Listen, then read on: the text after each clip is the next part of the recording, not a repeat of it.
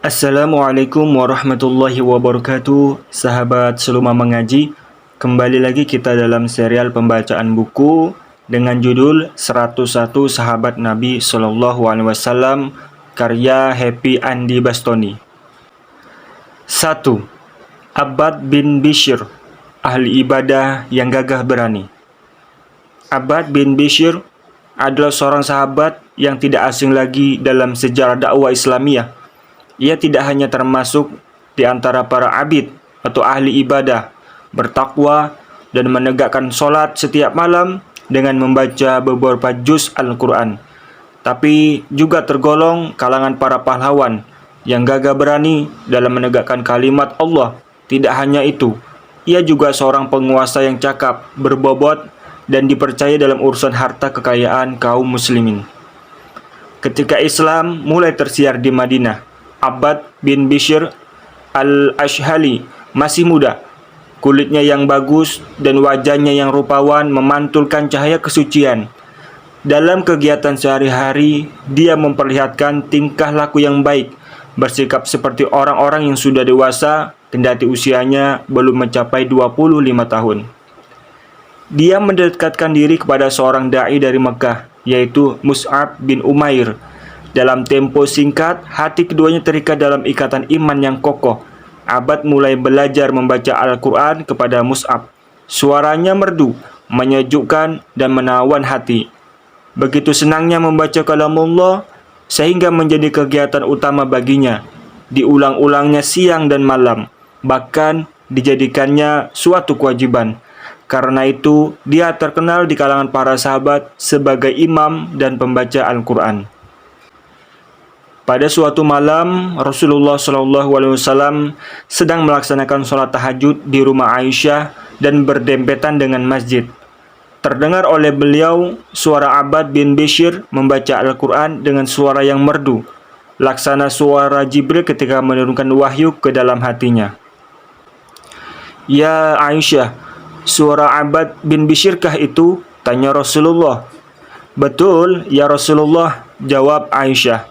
Rasulullah berdoa, "Ya Allah, ampunilah dia." Abbad bin Bishr turut berperang bersama-sama Rasulullah SAW dalam setiap peperangan yang beliau pimpin. Dalam peperangan-peperangan itu, dia bertugas sebagai pembawa Al-Quran. Ketika Rasulullah kembali dari peperangan Zatul Riqa, beliau beristirahat dengan seluruh pasukan muslim di lereng sebuah bukit.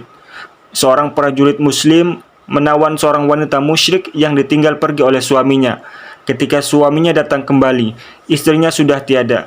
Dia bersumpah dengan Latta dan Uzza akan menyusul Rasulullah dan pasukan kaum muslimin.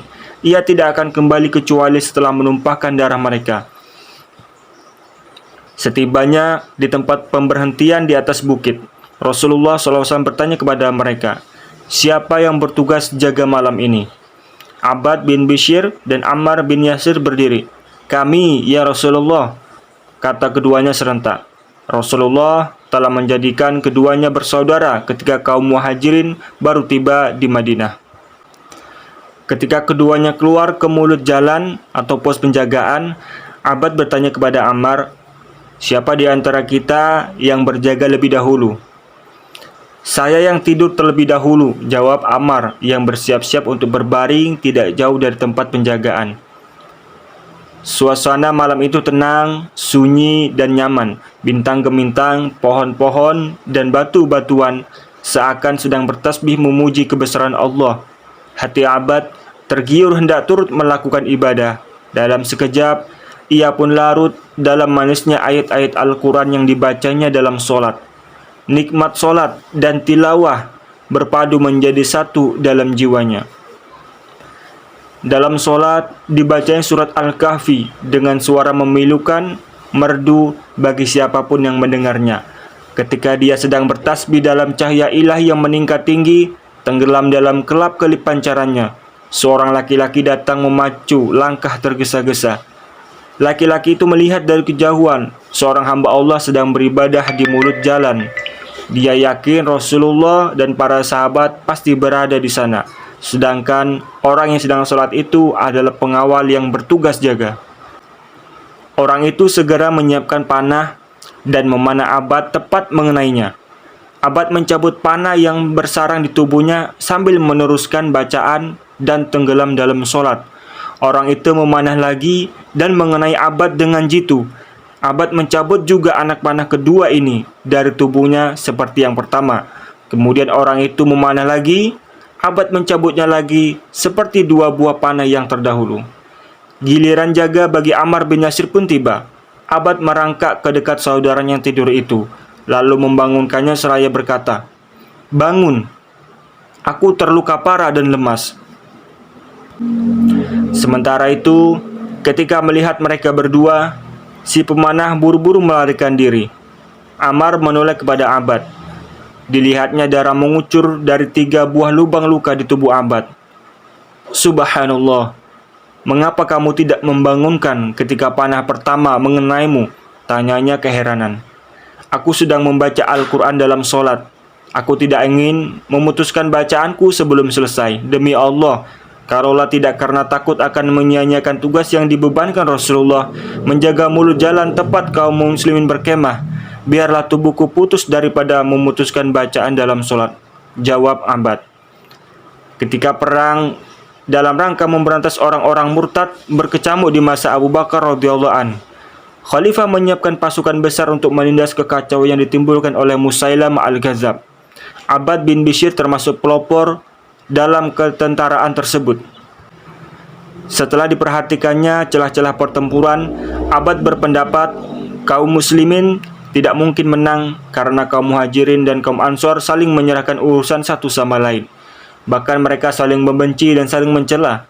Abbad yakin kaum muslimin tidak akan menang dalam pertempuran dengan kondisi pasukan yang tidak kompak itu, kecuali bila kaum ansor dan muhajirin membentuk pasukannya masing-masing dengan tanggung jawab sendiri-sendiri.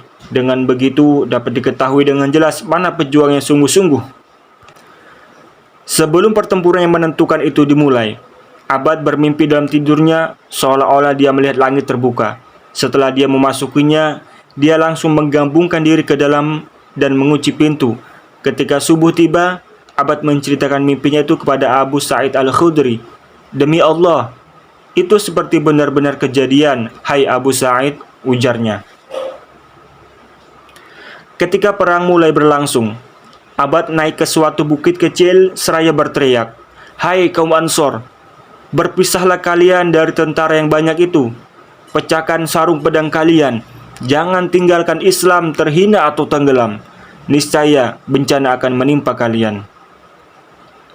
Abbad mengulang-ulangnya seruannya, sehingga sekitar 400 prajurit berkumpul di sekelilingnya. Di antara mereka terdapat perwira seperti Sabit bin Qais, Al-Barra bin Malik, dan Abu Dujanah, pemegang pedang Rasulullah SAW. Abbad dan pasukannya menyebu memecah pasukan musuh dan menyebar maut dengan pedangnya. Kemunculannya menyebabkan pasukan Musailamah al-Kadzab terdesak mundur dan melarikan diri ke kebun maut. Di sana, dekat pagar tembok kebun maut, Abbad gugur sebagai syahid. Tubuhnya penuh dengan luka bekas pukulan pedang, tusukan lembing, panah yang menancap. Para sahabat hampir tak mengenalinya, kecuali setelah melihat beberapa tanda di bagian tubuhnya yang lain.